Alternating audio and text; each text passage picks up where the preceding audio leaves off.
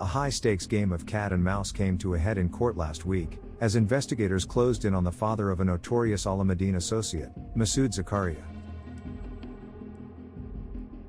Omar Zakaria was charged with concealing cash, gemstones and jewellery obtained through criminal activity, following a bold raid on his home in Western Sydney on December 8, 2021. Inside, police found a veritable treasure trove of assets, including $200,000 in cash, 30 pieces of jewelry, and 210 precious gemstones hidden in safes and suitcases, and even a padlocked room at the back of the house. Omar's son, Masood Zakaria, was the true target of the police's investigation.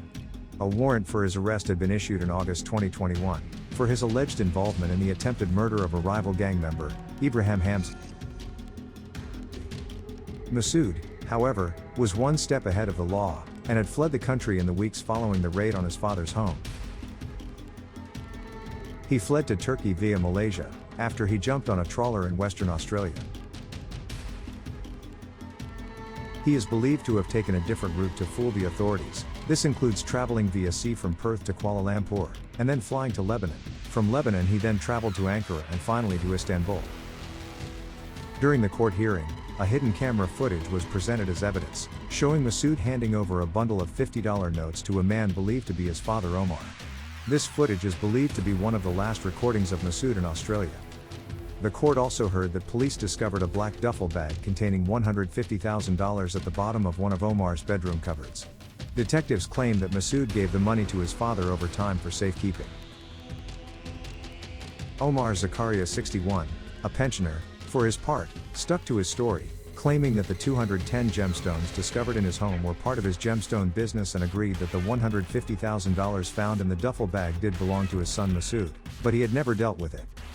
Which was supported by the fact that Omar's DNA was not found on the bag, only Masood's. However, later he also claimed that other money found in the home was profit from his gemstone business, wins from the pokies and savings from his pension. Due to no previous criminal history, Omar's bail was granted and the matter will return to court on February 21. This is the second family member that has been in trouble with Masood's wrongdoings. Before this it was his wife Azza. In 2019, Masood Zakaria allegedly directed his wife Azza to fake a series of documents about her annual income and employment history to obtain a loan to buy a 6-bedroom flashy home in West Sydney suburb of Greystanes. The couple purchased the luxurious Greystanes property for $1.5 million in 2019 after applying for funds that would cover 3/4 of the asking price. Azza later pleaded guilty to one count of dishonestly obtaining advantage by deception at Parramatta local court. She was later sentenced to a 12-month community corrections order for her part in the scheme due to be complete in April 2023. With an asking price of $2 million, and a guide price of over $1.75 million, the 6-bedroom home with an absolutely enormous master bedroom and ensuite bathroom went to auction in April last year but did not sell. When it sells, the proceeds from a sale will be held by NSW Crime Commission until all legal proceedings are concluded, when they could be forfeited to the state.